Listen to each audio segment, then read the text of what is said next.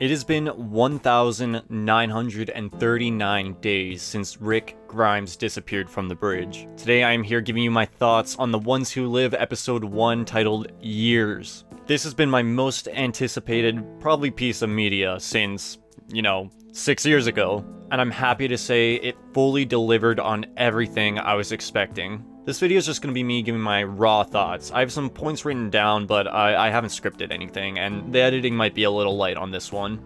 But without further ado, let's just jump into the episode, and we start off with a bang. We immediately skip 5 years after the bridge, and we can see that Rick has basically just been being used to kill walkers. And we catch up with him in the dead of night, doing just that as a volunteer. But this isn't out of the goodness of his heart. He has an escape plan. And within the first 3 or so minutes, Rick Grimes cuts off his own hand to escape. And I gotta be honest, I kind of like this better than how it's done in the comics. It's done in the comics to make the governor seem a lot more dangerous and psychotic, but it kind of messes Rick up for the rest of the series following, even though it is iconic. But having it here as him making a sacrifice to escape, and it having it failed anyway, and being for nothing is, I think, incredible.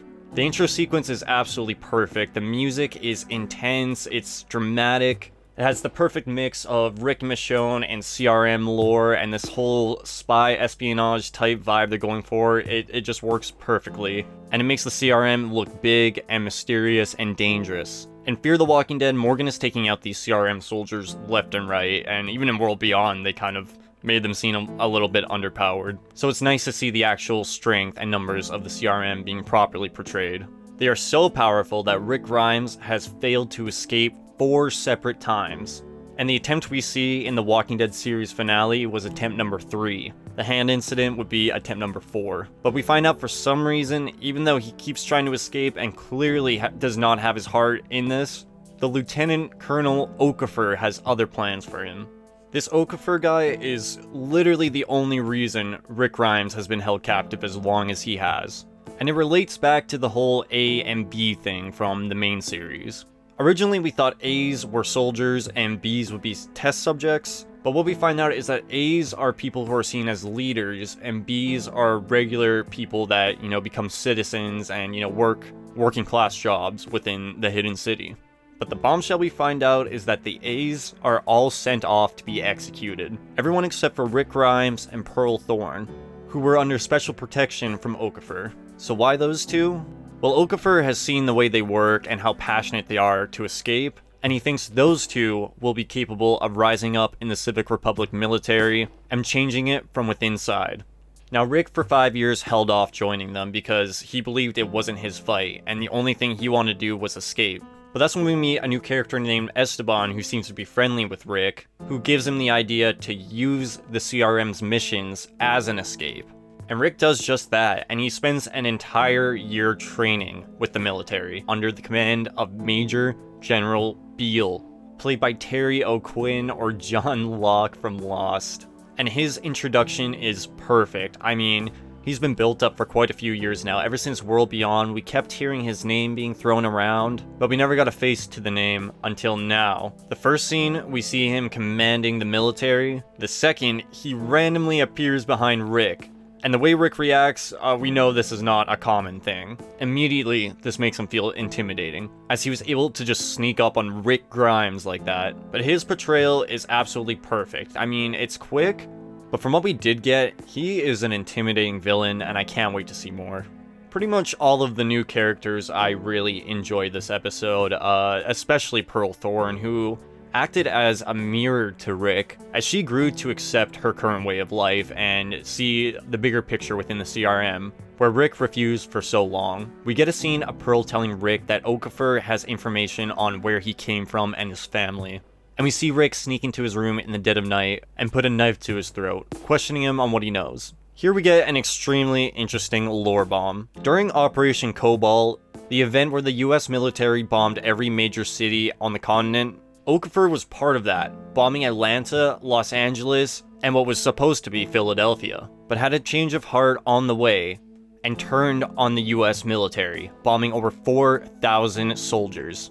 effectively saving Philadelphia from its fiery doom through sacrifice. So this means Philadelphia is the only city in America that didn't get hit by napalm during Operation Cobalt. Even the other two cities within their coalition got hit pretty bad. But speaking of those two other cities, I want to draw your attention to Omaha, which we are told through the news that was under some sort of attack from either walkers or some sort of bombing or terrorist threat. What's interesting about this is that we actually know the truth from World Beyond.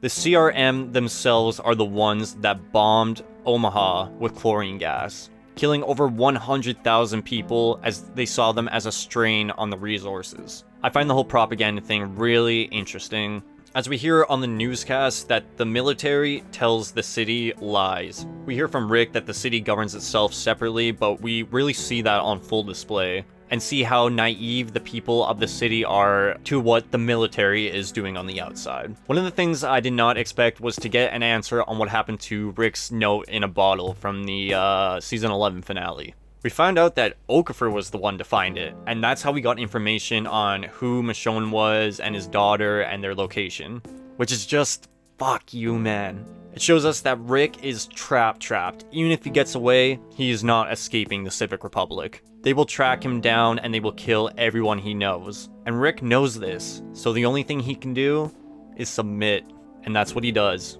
He's put on a project to build an outpost, and we see him over the next year doing just that, fully immersing himself in his work within the CRM. This is Rick at rock bottom. Pretty much all hope is lost, and the only thing keeping him going is the thought that whatever he's doing here in the long run will save his family. And that's the point of the story he talks about to Okafor in the helicopter about his dad and what he did.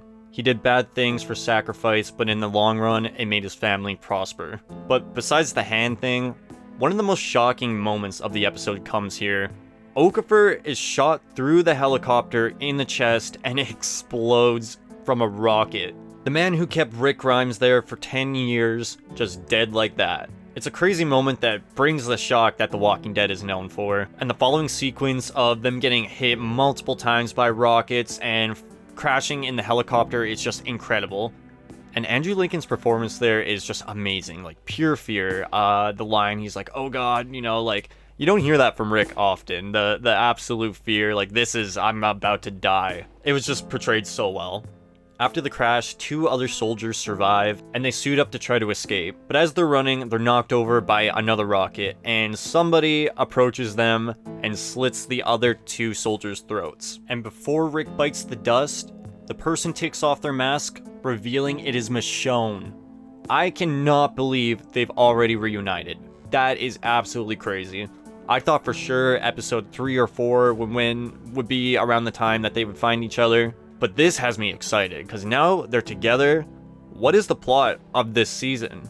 I thought it would be them finding each other, but clearly not. They found each other at the end of episode 1. So this is pretty exciting that the CRM seems to be the main focus of the series. I'm assuming their reunion next episode is going to be short, as Rick already called his coordinates. So the other soldiers are going to be coming for him, so this is not the time to escape. But I bet he'll give the information Michonne needs to find the city and then leave, but know that she's out there coming for him. This was an absolutely incredible episode, probably the best in the franchise for a very, very long time. If I were to rank it out of 10, I would give it a 9.9. That's how much I liked it.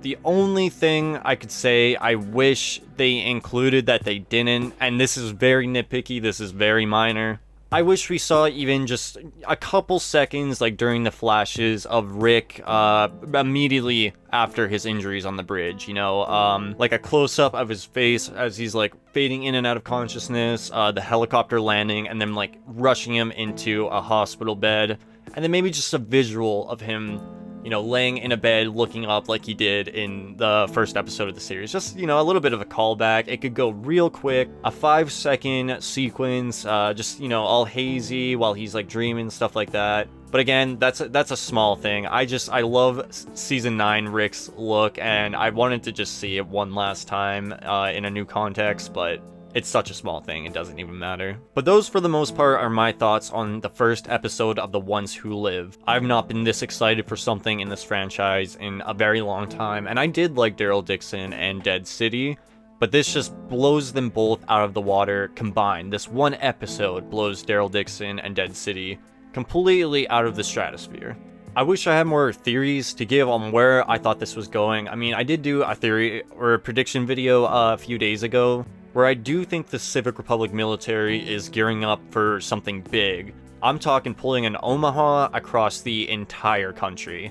World Beyond show that they are working on ways to speed up the decaying of the zombies. If they can mix that with the gas and take out everything dead and alive, that would be one hell of a thing our heroes need to stop. And I think that would be pretty cool, but we'll just see where this is going. But yeah, let me know your thoughts on the episode down below in the comments. And if you like this video, hit the like button.